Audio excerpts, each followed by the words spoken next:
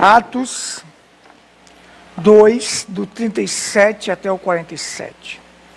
E ouvindo eles isto, compungiram-se em seu coração e perguntaram a Pedro e aos demais apóstolos: que faremos, varões irmãos?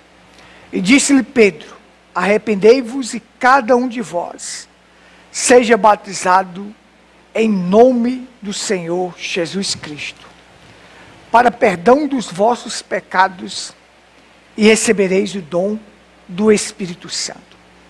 Porque a promessa vos diz respeito a vós, a vossos filhos e a todos os que estão longe, e tantos quanto Deus nosso Senhor chamar.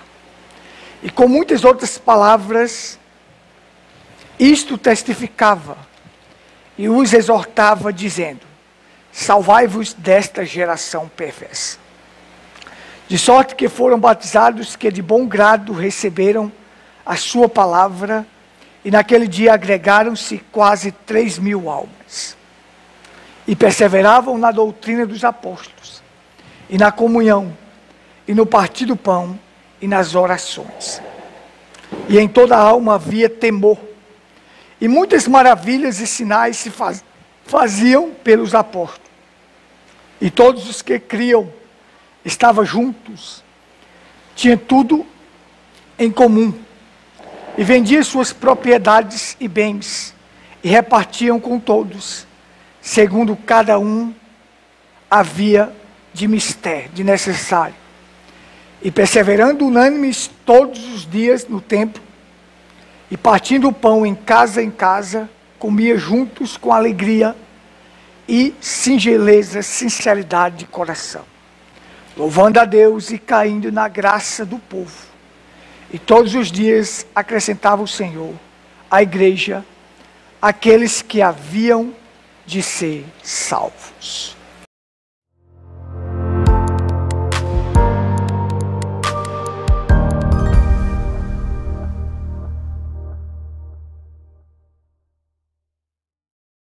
Muito bem.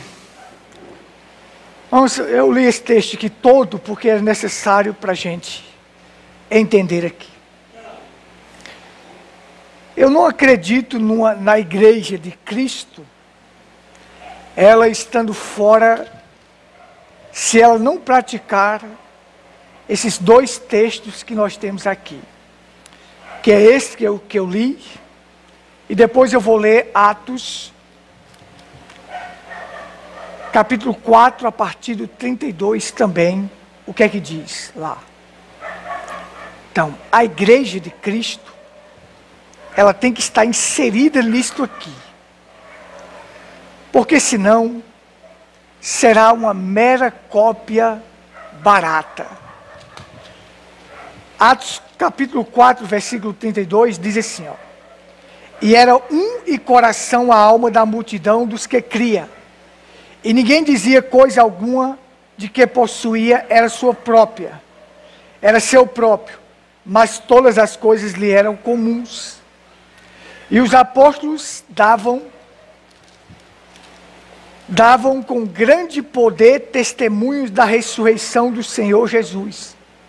E em todos eles havia abundante graça. Não havia, pois, entre eles necessitado algum, porque todos os que possuíam herdade ou casa, vendia, e trazia o preço que fora vendido, e o depositaram aos pés dos apóstolos. E repartiram cada um segundo a necessidade que cada um tinha. Então José, chamado pelos apóstolos de Barnabé, que está traduzido, quer dizer, filho da consolação, levita natural de Chipre, possuindo uma herdade, uma propriedade, vendeu e trouxe o preço e depositou aos pés dos apóstolos. Olha só. Não existe igreja de Cristo na terra se ela não praticar o que diz Atos 2 e o que diz Atos capítulo 4. Não é igreja de Cristo. Seria meramente uma cópia o que teríamos era o quê? Cópias baratas. Vou explicar isso aqui. Deixa eu desligar isso aqui que está incomodando aqui.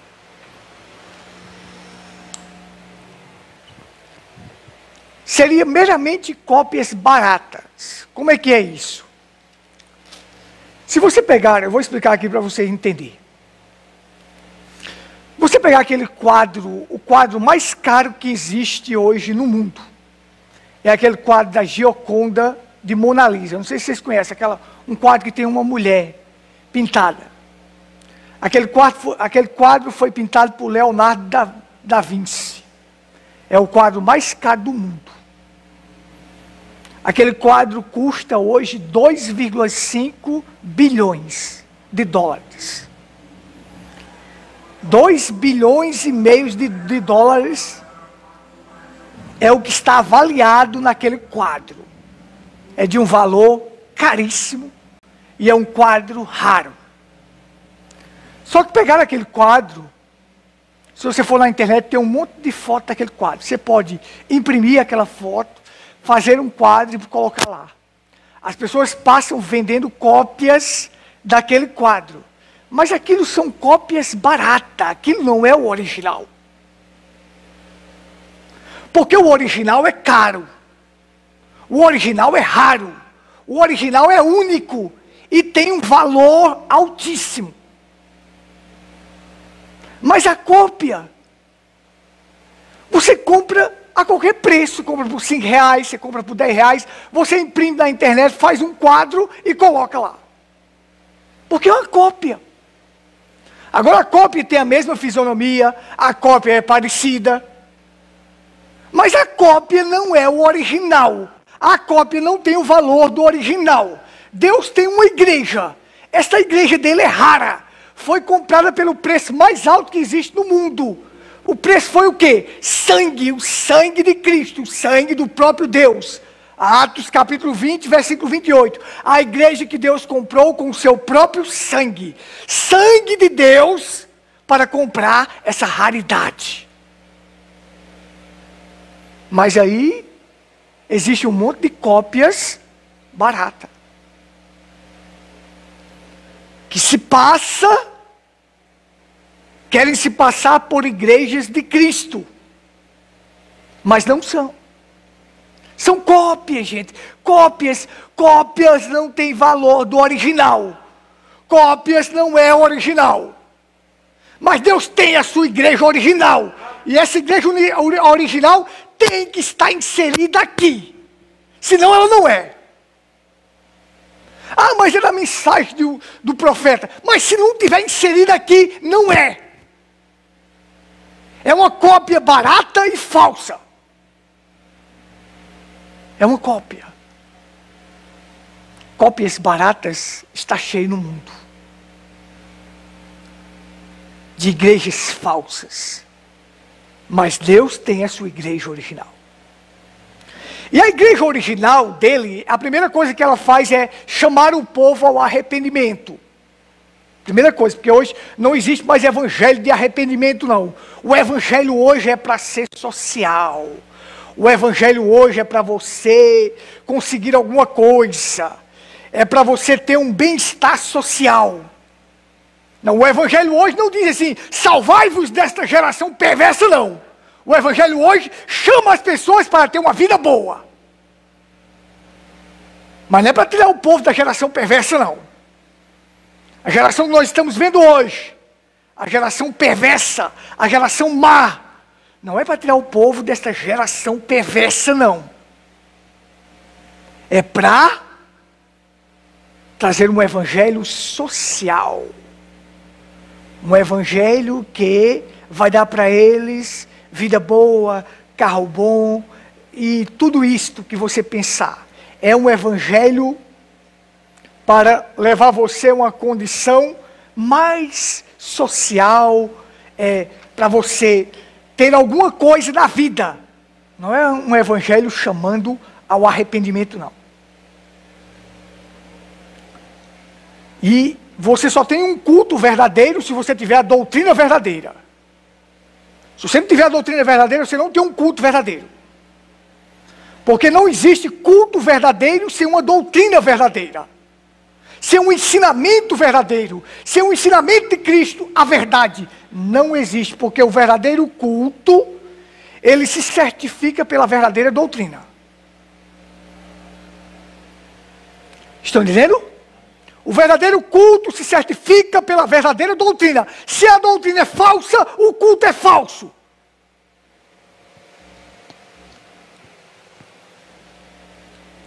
Há pouco uma irmã me mandou um vídeo de uma irmã da mensagem rodopiando ali, girando, depois pá, cai no chão. E ali o pastor está ali no púlpito falando, o Espírito Santo está aqui, está aqui. Gente, me mostra a mensagem do profeta, uma coisa dessa está acontecendo, isso é falso.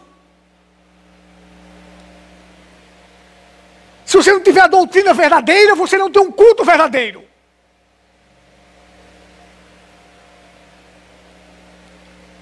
Daqui diz que eles viviam na doutrina dos apóstolos. Eles viviam na doutrina dos apóstolos. Essa igreja verdadeira, ela tem que estar inserida nisto, na doutrina dos apóstolos, na doutrina correta. Porque senão o culto não é verdadeiro.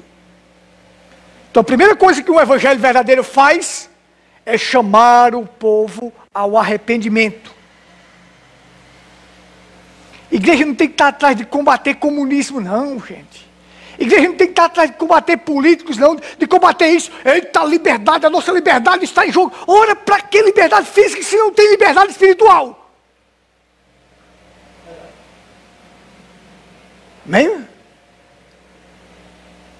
Estou atrás de combater a liberdade física e a nossa liberdade está em jogo. Nós temos que lutar, nós temos que se posicionar. Quem foi que disse que a igreja primitiva se posicionava dessa forma?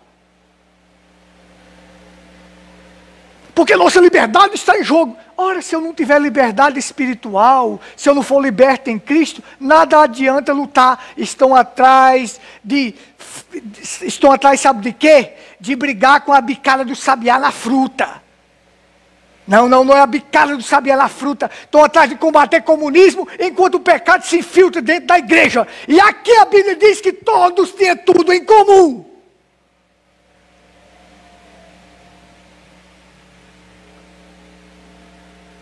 Sabe?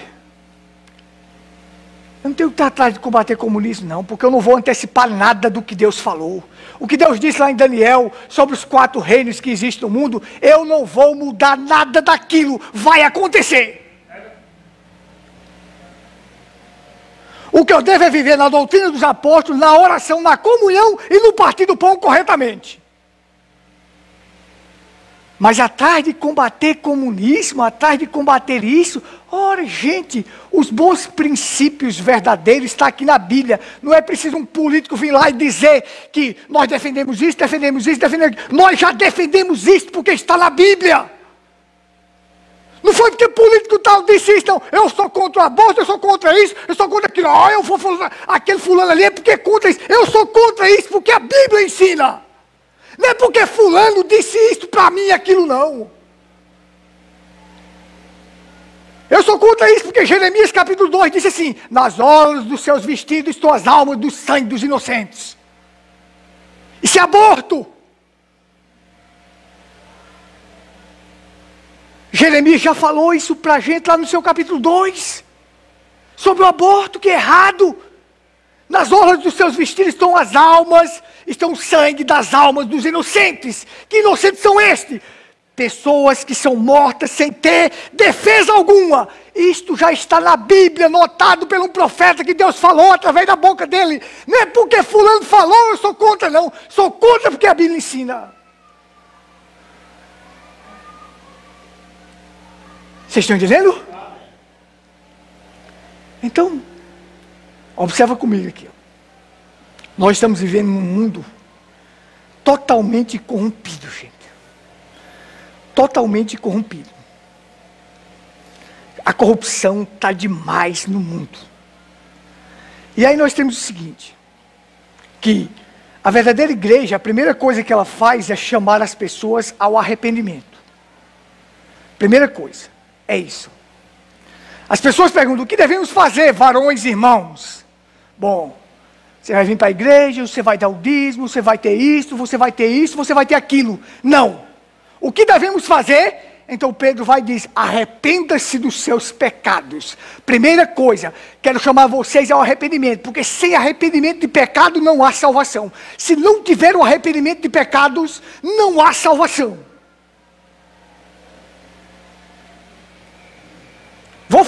Fez o discurso, pregou a palavra, mas que palavra ele pregou? Levando as pessoas ao arrependimento. As pessoas perguntaram o que devia fazer. Existe um ensinamento tão errado que diz assim, o que eu devo fazer para ser crente? Aí o outro vai e diz assim, parar de beber, de fumar, de fazer isso. Não, é se arrepender dos seus pecados. O que faremos, varões e irmãos? Pedro, arrependa-se dos seus pecados. Depois, segundo passo, seja batizado em nome do Senhor Jesus Cristo para perdão dos vossos pecados. Você testifica que seus pecados foram perdoados. Se você teve um arrependimento sincero e verdadeiro, pode ter certeza de uma coisa. Você vai partir para o batismo e vai testificar que seus pecados foram perdoados. O que espera você depois disto? Caminhe com obediência, que você vai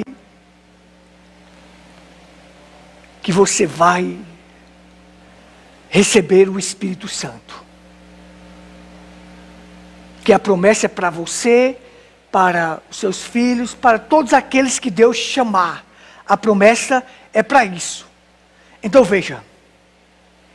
E com muitas outras palavras, isto testificava e exortava, dizendo, salvai-vos desta geração perversa.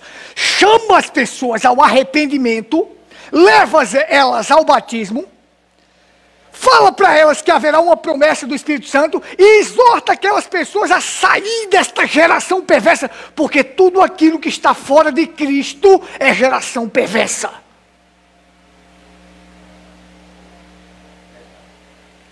Estão entendendo?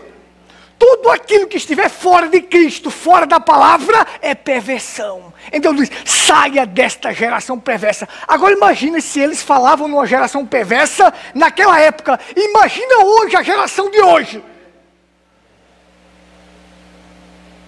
A geração de adúlteros, idólatras, mentirosos, gananciosos, drogados, depressivos, rebeldes, ladrões, fornicários, prostituição e corrupção. A geração que nós temos hoje, eles já falavam, saiam desta geração perversa, entrem em Cristo, porque o que estiver fora de Cristo é perversão. E hoje nós estamos vendo uma geração totalmente depravada, corrompida, perversa aí. Saia desta geração perversa, entre em Cristo. Isto é o verdadeiro evangelho, gente. Não é a igreja atrás de ganhar o jogador de futebol, porque o jogador de futebol ganha milhões. Mas permanece lá no futebol. Mas o dízimo dá. Porque as igrejas estão atrás de artistas, de jogadores de futebol, de pessoas que têm muito dinheiro. Porque o dízimo é gordo, mas permanece lá. A atriz permanece fazendo novela, o jogador permanece jogando e o outro permanece fazendo aquilo. Mas o dízimo, bota aqui. Nós temos uma perversão total. Jogadores de futebol ganhando milhões e milhões, milionários, já tem deles bilionários, e o povo correndo com adrenalina para assistir o jogador de futebol. Isto é perversão. Salve desta geração perversa. Se tiver algum pastor que disser para você, ou alguém disser que Copa do Mundo pode assistir, você saiba que isso é geração perversa.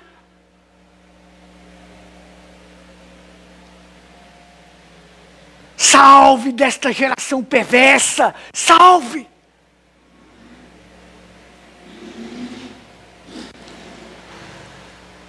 Aí a gente tem a Copa do Mundo mais cara que já existiu, Quinca.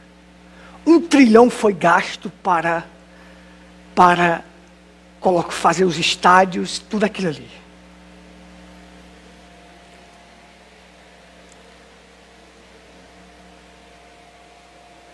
Num país, lá na Ásia, um país rico, os árabes descendente de Ismael, porque lá no capítulo 21, quando Abraão mandou Agar embora, e ela ia morrer, ela colocou o menino assim na sombra e se afastou. Que ele disse, vou deixar, ele vai morrer, nós vamos morrer mesmo, eu não quero nem ver. Aí o anjo do Deus apareceu e disse, que é isso? Esse menino eu farei dele uma grande nação, eu vou engrandecer ele. Quando ela olhou, tinha um poço de água borbulhante, porque ia morrer de sede.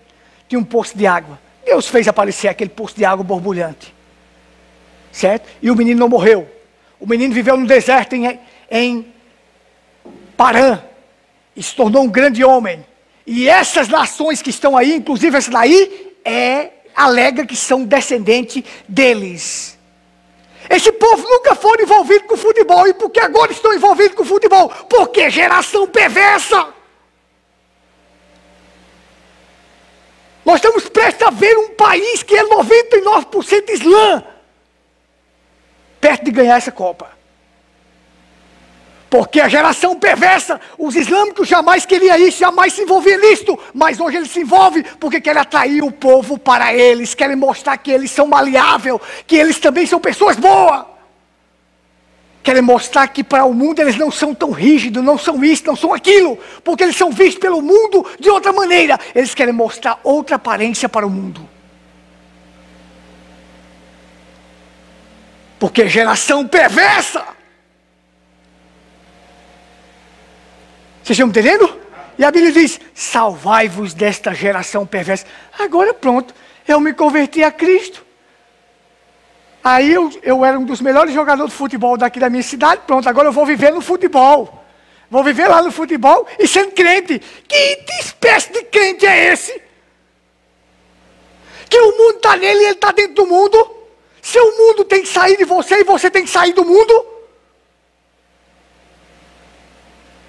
Mas todo pastores atrás de ganhar membros, ganhar jogador, ganhar artista, porque o dízimo é tão grande, é tão gordo, sabe? É dízimo grande, muito, enriquece um pastor, gente. Um jogador de futebol entrar dentro de uma igreja dessa daí, enriquece qualquer pastor.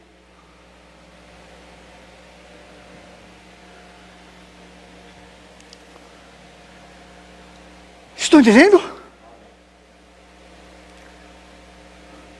Como aquele argentino que ganha 225 milhões de euros por ano? Vou nem falar o nome dele, vocês sabem quem é, né? Esse argentino que tem aí. Aí veja só, o cara é milionário, o cara vai chegar a ser bilionário. Aí entra numa igreja dessa daí, aí diz gordo, então os pastores querem, mas permanece lá no futebol, permanece lá na mesma vida, só entra dentro da igreja. Isso é religião, isso é geração perversa, isso é perversidade, isso é brincar com a alma do ser humano.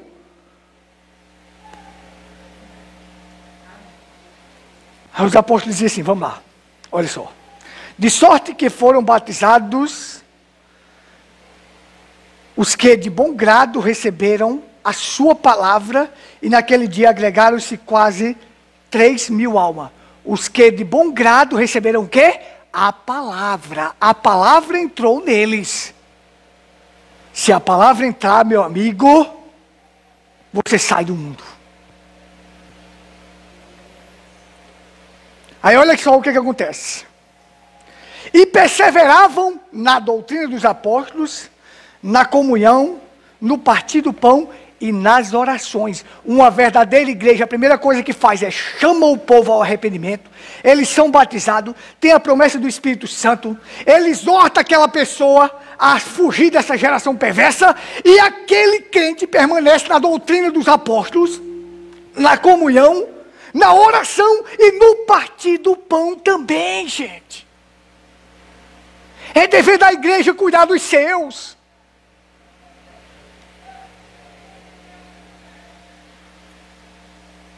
Se é um crente verdadeiro, que é sincero, que é verdadeiro, que está na igreja, frequenta, é membro.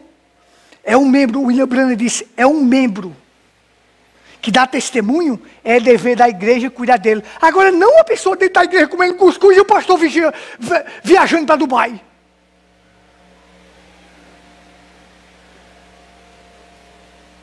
Se aqui a Bíblia diz que no partir do pão eles viviam nas orações, na comunhão e na doutrina dos apóstolos. Porque sem a doutrina correta, não existe um culto correto.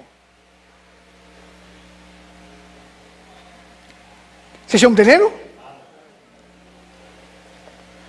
Vamos lá.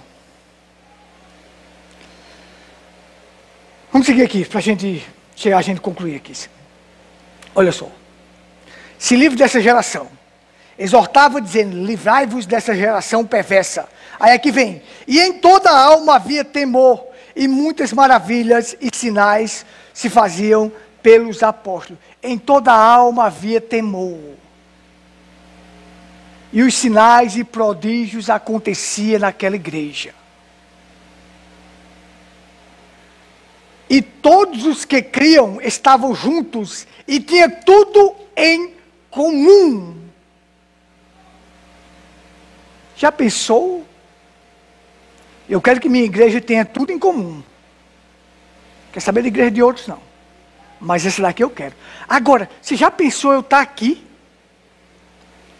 E um camarada dentro da minha igreja com uma doutrina diferente, com uma doutrina errada, não crê na mesma coisa que eu creio. Está certo? Porque as almas tinham tudo em comum, gente. Ter em comum é estar em unanimidade, em comum acordo, na doutrina dos apóstolos, na oração, na comunhão e no partir do pão. Tinha tudo em comum. Já pensou eu estar dentro da igreja, com essas igrejas aí, que os camaradas dentro da igreja crendo em outras coisas e o pastor aceita. Por quê? Porque o camarada dá dízimo.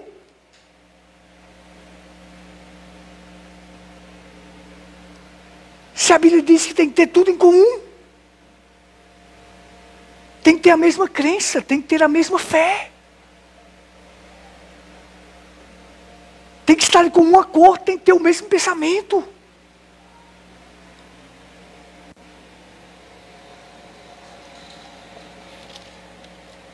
Olha só. E vendiam suas propriedades, bens, e repartiam com todos, segundo cada um havia necessidade em cada um. O que eles faziam. Isso aqui não é como o comunismo, não, que obriga as pessoas a fazer, não. É quando o Espírito Santo entra na vida de um crente de verdade, ele faz, gente. Ele faz. Não é o comunista que toma o que é seu para dar para o outro, e às vezes nem faz. E aqueles que estão fazendo isto, estão numa vida boa, no melhor possível. Estão vivendo uma vida regalada, enquanto fazem isto com os outros. Mas eles mesmos não fazem isso. Eles se comandam, eles não fazem isto. Mas aqui esta igreja tinha o Espírito Santo. E isto é que faz a diferença. É o Espírito Santo que leva a igreja a esta condição. E perseveravam unânimes todos os dias no templo e partindo o pão de casa em casa, juntos com alegria e sinceridade de coração.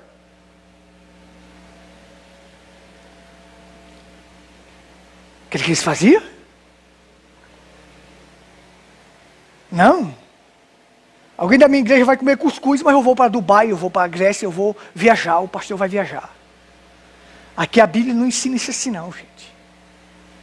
A Bíblia ensina que eles partiam o pão. Que não havia nenhum necessitado entre eles. Que todos viviam de comum acordo.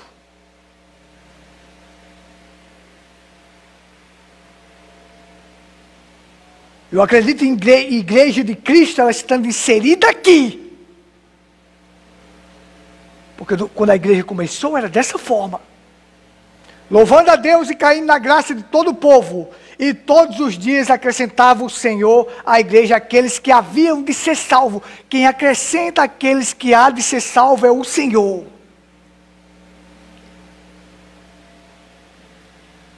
É Deus é quem produz arrependimento no coração de uma pessoa. O que a gente deve fazer é testemunhar, pregar e viver uma vida correta diante de Deus. Que Deus é quem vai produzir arrependimento no coração daquela pessoa. E é Deus que vai acrescentar. É Deus que vai acrescentar. Vocês estão me entendendo? Vamos aqui para eu terminar aqui em Atos. E era um coração e alma da multidão dos que cria. Ninguém dizia que a coisa alguma que possuía era sua própria, mas todas as coisas lhe eram comuns. Foi isso aqui que o comunismo pegou para dizer que eles iriam armar um plano de governo dessa forma. Mas sem o Espírito Santo, não faz. Porque o que te leva a fazer, a pensar no próximo, é o Espírito Santo.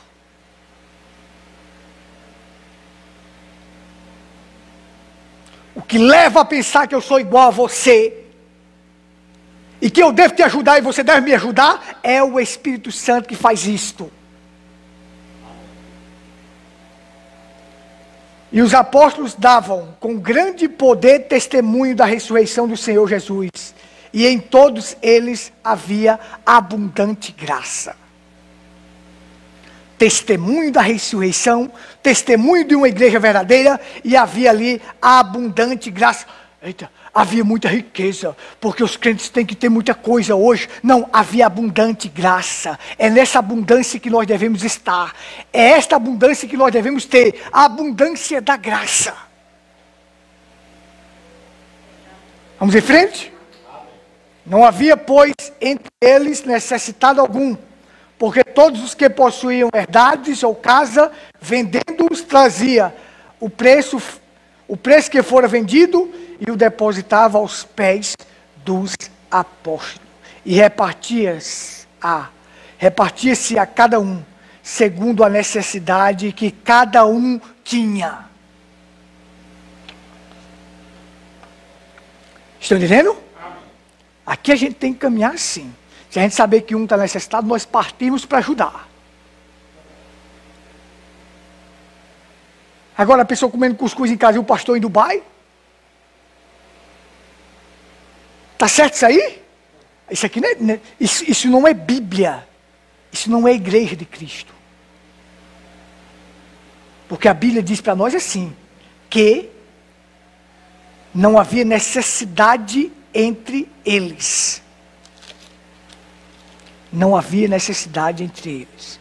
Segundo cada um tinha necessidade, repartia aquelas coisas. Mas hoje nós estamos vendo um evangelho do materialismo triunfante, gente. Eles querem ser abastecidos por isto. As igrejas se tornaram lugar de refúgio de espíritos errados. E inverteram tudo. A igreja de Cristo tem que estar inserida aqui.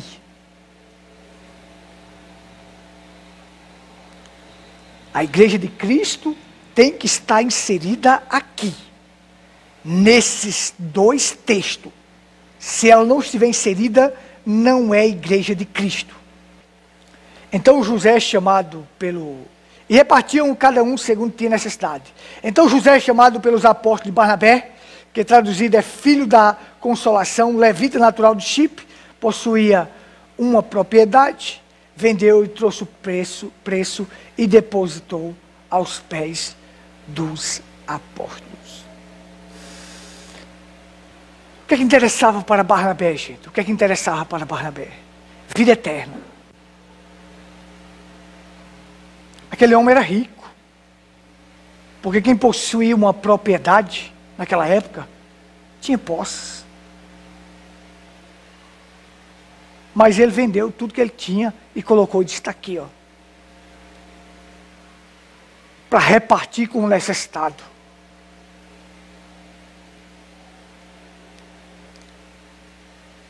Era dessa forma, gente. Agora o que nós temos hoje são cópias baratas. Cópias baratas, gente. Nós temos muita imundícia no mundo. Muita sujeira. A pessoa ir para uma Copa do Mundo e ostentar, comer bife de ouro, é bife lá com ouro por cima, né? 9.000 reais o bife com ouro. Aí depois vem falar, Aí, a desgraça do mundo é a hipocrisia. E o povo é quem deixa essa hipocrisia rolar. O povo levanta pessoas desse tipo, faz deles milionário, depois eles vão ostentar. Aí depois eles abrem uma instituição de caridade, dá, aí o povo aplaude e diz, olha como esse homem ajuda o povo.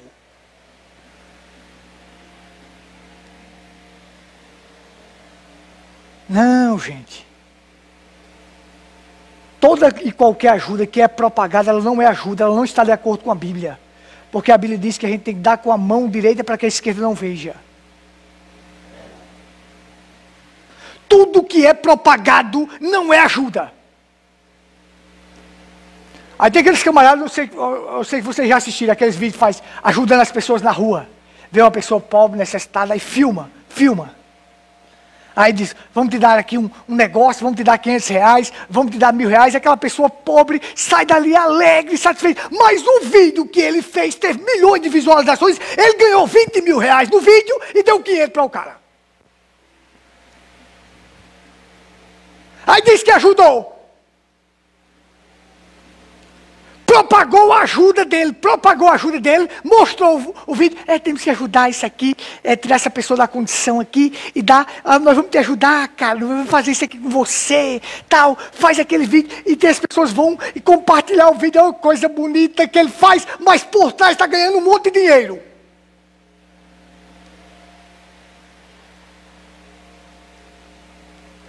Aí faz isso. Aí diz que ajudou. Mas ganhou muito mais que aquilo. Toda e qualquer ajuda que é propagada não é ajuda. Toda e qualquer oração que é feita para o povo ver não é oração.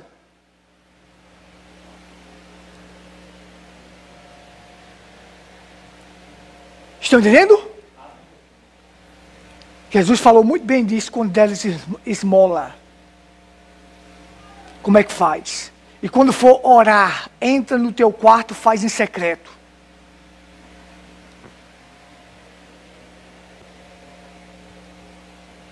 Nós temos hoje somente cópias baratas.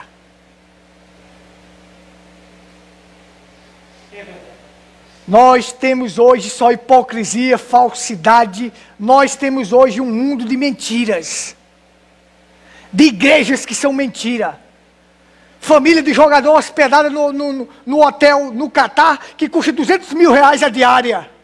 Aí depois vem falar de fome, vamos matar a fome, vamos ajudar o povo, vamos fazer isso. Ora, tua família está hospedada num hotel de R$200.000? Aí vai os bestas assistir, lutar em tempo de dar um infarto, em tempo de dar isso e aquilo, para ver esses milionários correndo atrás de um couro cheio de ar.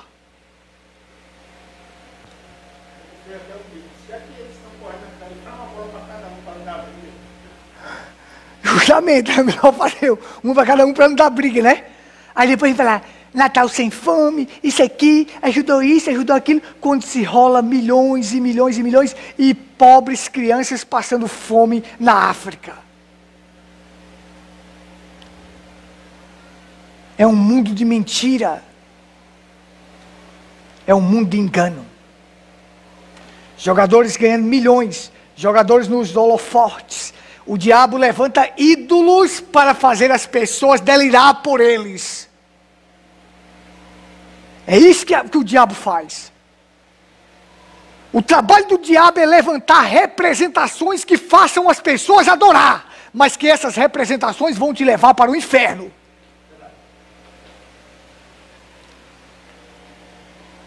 No dia que o povo de Israel estava sendo picado por serpente, Deus mandou Moisés construir uma serpente de bronze, colocar numa haste, para que todo aquele que fosse picado por serpente olhasse para ela e fosse curado. Porque aquela serpente simboliza Cristo. Como Moisés levantou a serpente no deserto, Cristo seria levantado e atrairia muitos para ele. A serpente foi feita de bronze, que bronze quer dizer juízo. E serpente lembra o pecado original, pecado já julgado, porque Cristo lá na cruz do Calvário representaria para nós o pecado julgado. Ele julgaria o pecado ali na cruz do Calvário. Então aquela serpente era uma representação. Mas quando o povo tirou a representação e começou a adorar, aí Deus disse, destrói, faz isto virar cinza. Estão entendendo? As pessoas fazem de pastores, além de uma representação. O que é um pastor? É um homem usado por Deus para edificar a igreja. Mas quando aquele pastor começa a ser elevado acima do que ele é, e ele não repreende aqueles que querem fazer isto com ele, e acha bom, e acha bonito, Deus vai destruir aquele homem.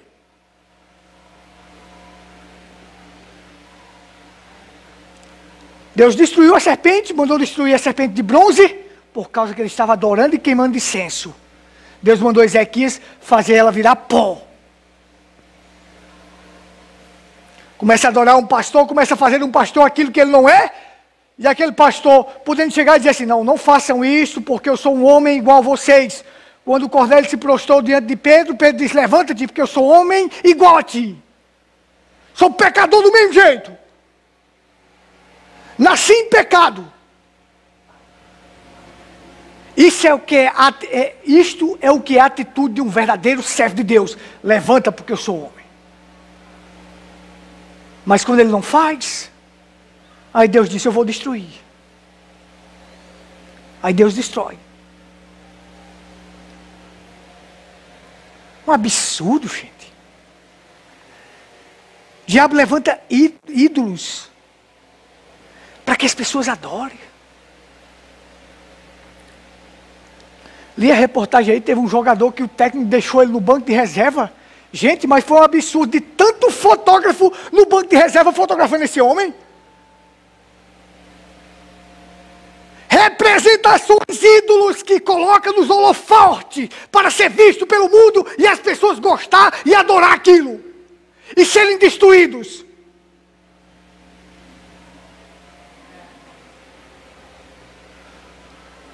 Mais de 200 repórteres estavam lá, fotografando o homem sentado no banco de reserva.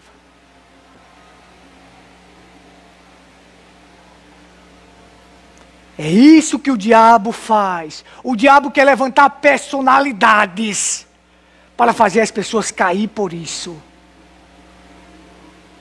Para levar as pessoas à idolatria, à perdição. Amém? Gente, pobreza no mundo, o que acontece no mundo hoje, pessoas passando fome, é a má distribuição de renda. Enquanto um camarada desse aí ganha milhões, outros aqui estão passando fome. Porque eles têm que manter os pobres para poder manter eles no auge. Amém? Eu já estou terminando. Louvado seja Deus. Então é isto. Nós vamos em frente. Nós vamos lutar para a gente ser igual a esta igreja aqui. Ser igual a esta igreja que está aqui nesse texto.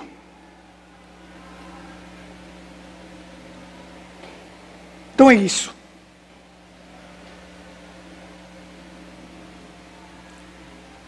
Nós devemos caminhar para ser igual à igreja primitiva, porque o profeta disse, a igreja da última era, ela tem que voltar a ser como a igreja da primeira era. Ela tem que voltar a ser como aquela igreja.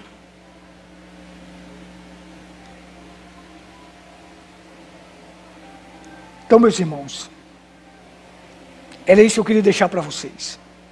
Cristianismo fora de Atos, capítulo 2, do 37 até o 47. E cristianismo fora de Atos, capítulo 4, do 32 até o 37, não é cristianismo, não é a igreja de Cristo.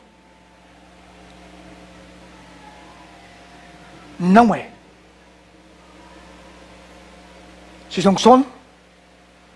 Mais ou menos, né? É isso mesmo, é o cansaço. Mas nós vamos lá. Então assim, eu quero viver uma vida para honrar a Cristo, sabe? E fugir desta geração perversa. Fugir desta geração perversa. Mas o mundo que a gente caminha hoje, gente, é um mundo totalmente de mentiras. Totalmente de engano. As pessoas se corromperam tanto que hoje você não sabe mais quem é quem.